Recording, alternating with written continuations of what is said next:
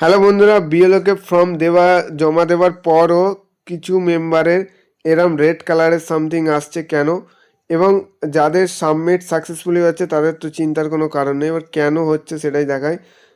Google ক্রোমে চলে আসো, তারপরে এখানে লেখো ইসিআই। ইসিআই লেখার পর এখানে যে ফার্স্ট যে গভর্নমেন্ট ওয়েবসাইটটা আছে ভোটারের, এর ওপর ক্লিক করো। ক্লিক করার পর এই হোম পেজের নিচে চলে আসো, ফিল ইনুমিনেশন ফর্ম, যেটা গ্রিন কালারের লেখা ছিল। ওটা ক্লিক করার পর যাদের ফোন নাম্বার ওটিপি চাইছে, ফোন নাম্বার দিয়ে ওটিপি লগ ইন করে নাও ওয়েবসাইটটায়। তারপরে এখানে ওয়েস্ট বেঙ্গল স্টেট সিলেক্ট করো, আর তারপর এপিক নাম্বারটা দিয়ে যাও, যেটা ভোটার কার্ডের নাম্বার। দেওয়ার পর সাবমিট করার পর দেখতে পাচ্ছ যেটা আমাদের ফ্যামিলির একজনের দেখলাম এখানে সাকসেসফুলি সাবমিটেড দেখাচ্ছে। এবার আরেকজনের আমি যখন দেখতে যাচ্ছি তখন কি দেখাচ্ছে তোমায় দেখিয়ে দিই। রিসেট করার পর এখানে আবার ওয়েস্ট বেঙ্গল সিলেক্ট করবে, সিলেক্ট করার পর আবার এপিক নাম্বার দেবে আরেকজনের।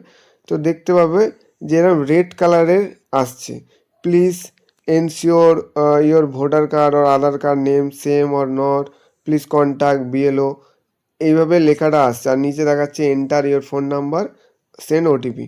তো এটা ভয় পাওয়ার কিছু কারণ নেই। এখানে দুটো কেস বলে থাকি। এক হচ্ছে তুমি বিএলওকে ফর্ম জমা দিয়েছো, তোমাদের বাড়ির ফ্যামিলি মেম্বারের তিনজনের মধ্যে দুজনের হয়ে গেছে সাবমিটেড সাকসেসফুলি, একজনের এরম রেট দেখাচ্ছে, বা দুজনেরই রেট দেখাচ্ছে, বা তিনজনেরও রেট দেখাতে পারে। তো এতে প্যানিক হওয়ার কারণ নেই, বিএলও ফর্মটা জমা দেয়নি। আরেকটা কারণ হচ্ছে যারা বিএলওকে একদমই ফর্ম জমা দেয়নি তাদেরও কিন্তু এরম লেখা আসছে। তো যাই হোক, তোমাদের যারা বিএলওকে ফর্ম জমা দিয়েছো তারা লাস্ট তারিখের 3 দিন আগে বা 4 দিন আগে অবধি দেখতে থাকো যে সাকসেসফুলি সাবমিটেড হয়েছে নাকি, যেইভাবে আমি প্রসেসটা দেখালাম চেক করার। তো যদি না করে থাকে, বিএলওর নিচে নাম্বার দিয়ে দিচ্ছে, নাম্বারে কন্ট্যাক্ট করে যা যা জানা যে এরম বলো যে এরম লেখা শো করছে আমার ফর্মটা সাবমিট হয়নি, সাবমিট করে দাও। তো এরমই ইনফরমেশন পেতে আমার সঙ্গে জুড়ে থাকো। Thank you guys, see you next video, and goodbye, take care.